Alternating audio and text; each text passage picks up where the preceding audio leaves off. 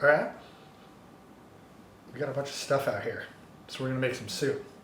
We got some shiitakes, which smelled up the whole, we got them fresh from the Asian market. They smelled up the whole house.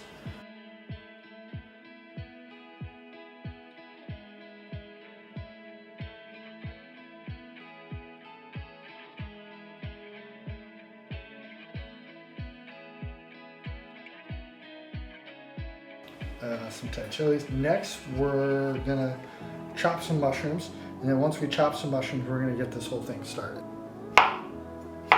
Some shiitakes.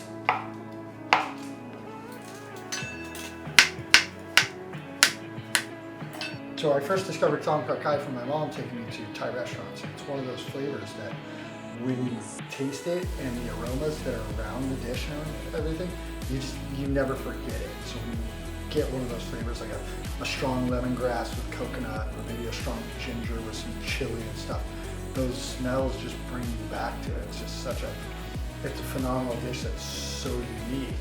It's one of the reasons why I always strive to kind of recreate it or go find it at my favorite Thai restaurants. And that's the real challenge, is trying to recreate what they do there. But it turns out the magic is pretty simple. You just got to get the right ingredients.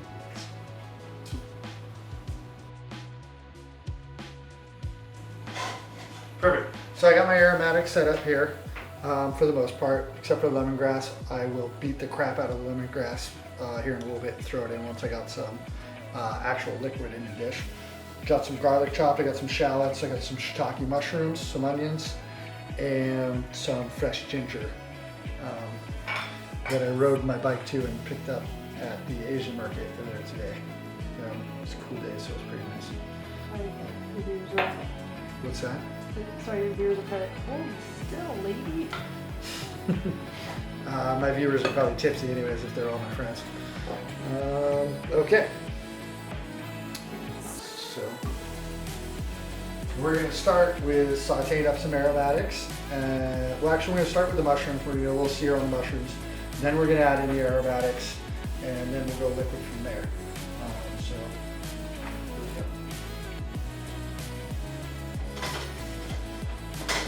We're going to go a little bit of sesame oil, and we're going to go a little bit of coconut oil. Because any old Thai lady that I talked to about this soup, they're kind of like the old South, where you talk about gumbo, and it's either okra or sassafras, and everybody wants to kill everybody else over which one it really is. It's kind of the same way over whether you should use sesame oil or coconut oil. So I try to compromise and make some negotiations. So I'm going to use a little bit of coconut oil and a little bit of sesame oil.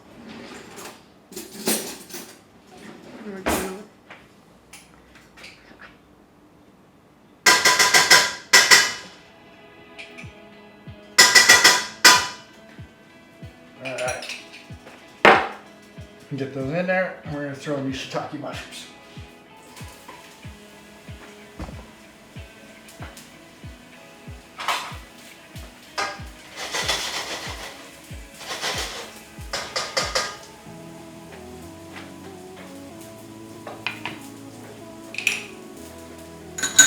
All right, shiitake happens. It's happening in the pan right now.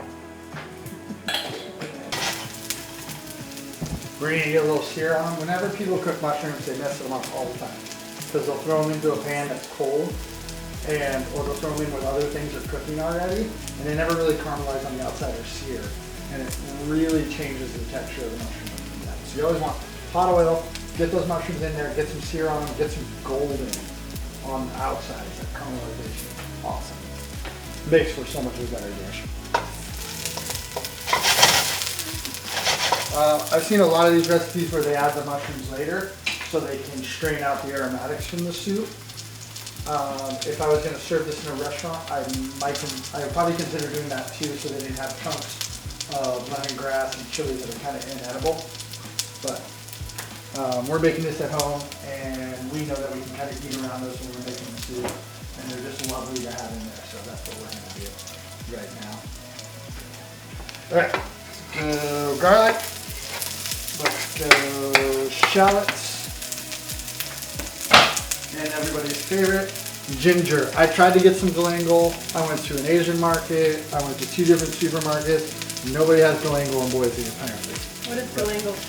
It's kind of like, it's in the ginger family. It's similar to ginger.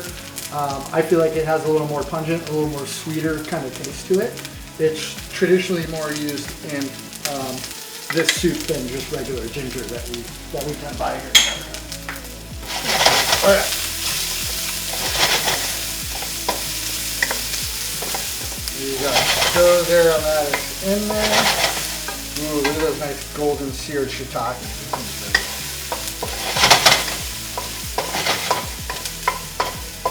Starting to smell the garlic, starting to smell that ginger. It smells really good.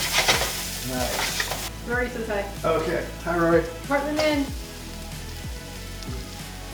Sorry, not wearing a Heartland Inn sweatshirt today, but we do have the legendary Don Baker big swallow shirt on, incidentally.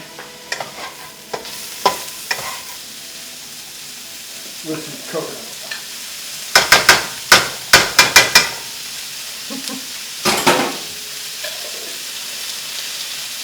We're making some Kha Gai soup, which is a chicken and coconut and lemongrass infused soup from Thailand. And you should find it at any of your favorite Thai restaurants. And if your favorite Thai restaurant doesn't have Kha Gai, you need to find a new favorite Thai restaurant. Alright. So we're getting those nice and sauteed up. Got some caramelizations on some stuff. I don't want my garlic and shallots to burn, so I'm going to start adding my liquid right now, which I'm going to start with coconut broth. Sorry, not coconut broth, chicken broth.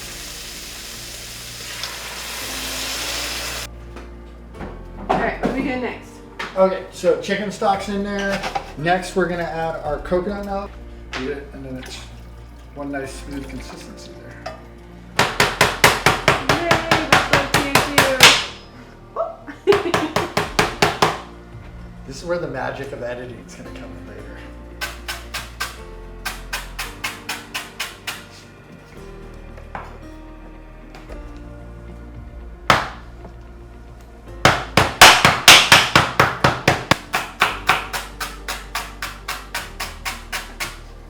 I just really beat the crap out of some lemongrass and cut it up and threw it in the coconut milk. And what I was doing there is I was using the back of the knife, not the blade, to really just kind of smash it.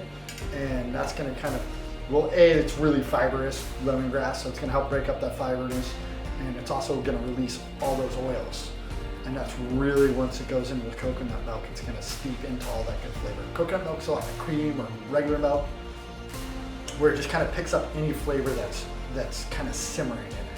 So the more aromatics and flavors you can put in there, you're really going to bring out. All right, now we got these wonderful Kaffir lime leaves that I want a little tree that smells like Kaffir lime leaves hanging in my car. Have that aroma all the time. Most people just use a couple of these. I like to ramp it up. I'm going to use like 10 or 12. Just really get that lime flavor going. Oh, that's one thing I didn't get out here. It's the fresh lime that we'll add later. And I got a bunch of these at Oriental Market today. Most of your good Oriental markets, you'll be able to find some Kaffir lime leaves. You get a bunch, put them in a Ziploc, use them for a dish, throw them in your freezer to keep them fresh, okay? We got some wonderful little Thai chilies here. If anybody knows anything about peppers, capsaicin is where all the heat comes from. Capsaicin is the oil in the peppers. And what we're gonna do is I'm just gonna kind of give a little T-cut on these guys and just try to release that capsaicin. Most of the capsaicin in peppers is held in the ribs and the seeds. So I don't want to chop these up and just throw them in the soup. I'm just gonna kind of do a cut down the middle and rotate it and do another cut down the middle. So all our aromatics are in there. Our garlic, our shallots, our onions, our ginger. We added shiitake mushrooms. And then we really kind of beat up some lemongrass and chop it up and put it in there and get that flavor and those oils from lemongrass to infuse it. We use the Kaffir lime leaves, which is going to be the basis of the backbone flavor of the soup. got that in there. So next thing I'm gonna do is I'm gonna kind of cut up some green onions for some garnish, pick some fresh cilantro, and then I will move on to the chicken and get the chicken in there.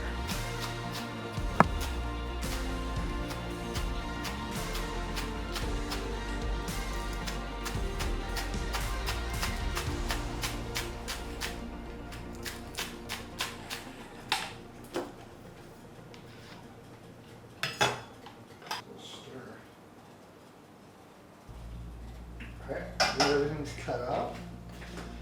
We're going to mess with the dirty chicken. Alright, you can see it? Mm-hmm.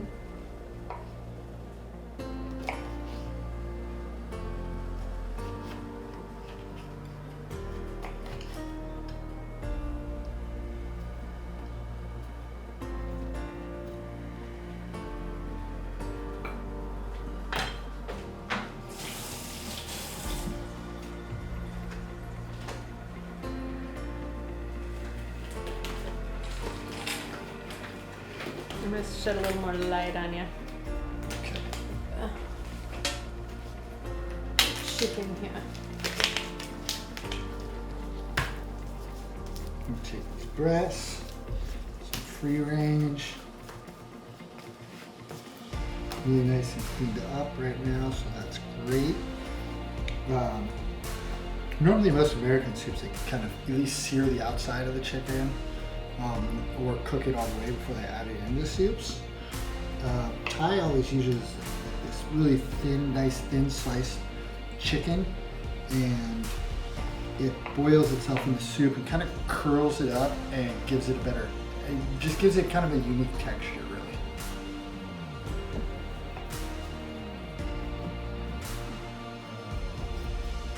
So I'm going for some super thin slices, almost like a carpaccio. A lot of like professional restaurants will probably, they'll freeze the chicken and slice it on a slicer, and then you can get really, really thin slices that kind of curl up in there, have a really nice texture to them.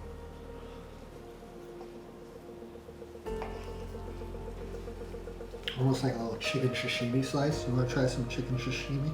No. Neither do I.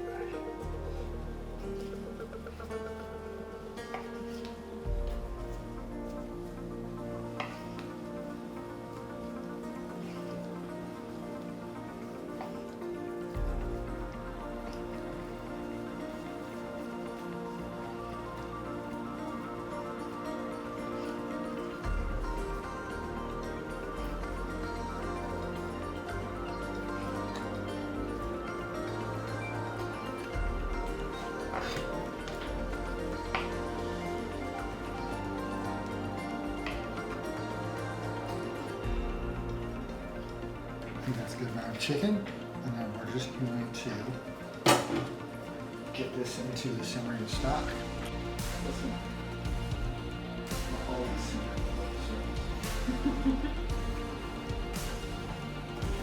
Pump broccoli. That's what I was doing. I actually went to bed last night. I watched the end of the Dam documentary, and then I went and watched, because they talked about it a little bit, watched the Young Ones episode where the Dam played on it. You've been wanting to watch that for a long time.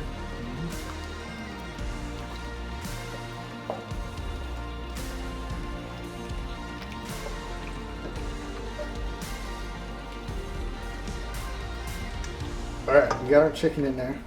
It's going to simmer up, slowly kind of cook it, give it a really nice texture, going from raw to kind of cooked, and just soak up some of those flavors from the top Kha Gai. So now we're going to start kind of just adding our backbone of flavors right now. We got our essentials, we got the aromatics that are just going to keep building and building, and then we're going to add our backbones, which is salt, because that's universal, and pepper, which is also universal over all cooking.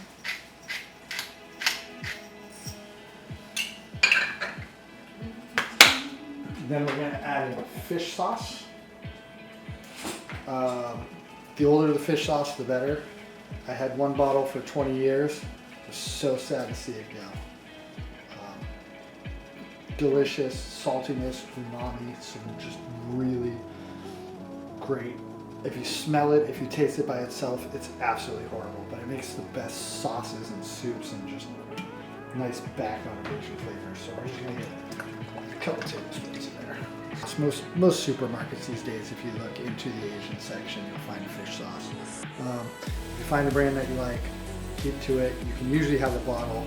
One this size should last you, depending on how much you like to do kind of Thai or Eastern cooking, could last you 5 to 10 years. And the longer it sits in your cupboard, the more flavor it gets. Now we're gonna add a little bit of sweet. You can use palm sugar. You can use coconut amino acids. You can use brown sugar. I'm gonna use a dark brown sugar. Use regular sugar too. And basically I'm gonna try to get about a half a cup.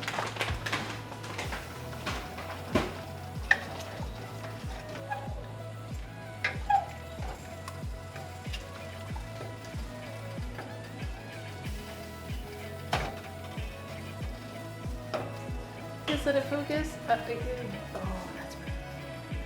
Squeeze. A little bit more of What's this? this. Salt. The magic. A little bit of fresh pepper. If you want to make it spicier, you add the chili oil afterwards. We'll just kind of let this simmer and let those flavors marinate for a few more minutes, 5-10 minutes. That is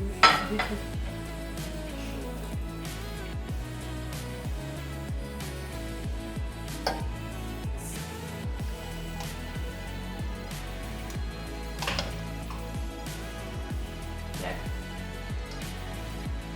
I like that. Okay. Ready? You're going. All right, now we got the Kha Gai. We removed some of the lime leaves. Those are the aromatics that we just kind of didn't want. And we're gonna dish up.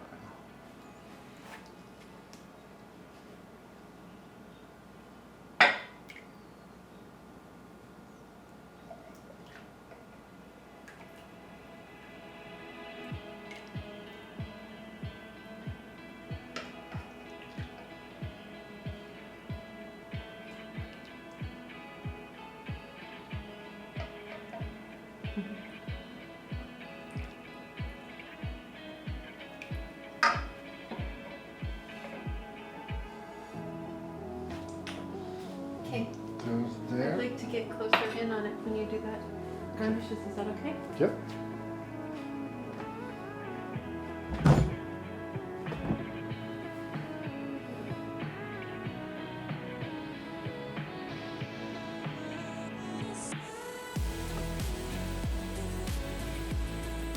Okay.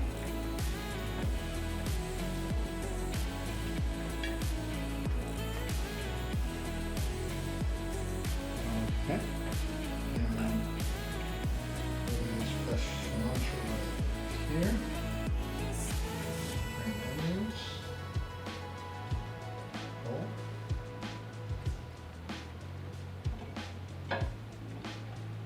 Slime with the Thai chili. That's it. There you go. You got Kha Gai. Some nice chicken and coconut with lemongrass infused soup.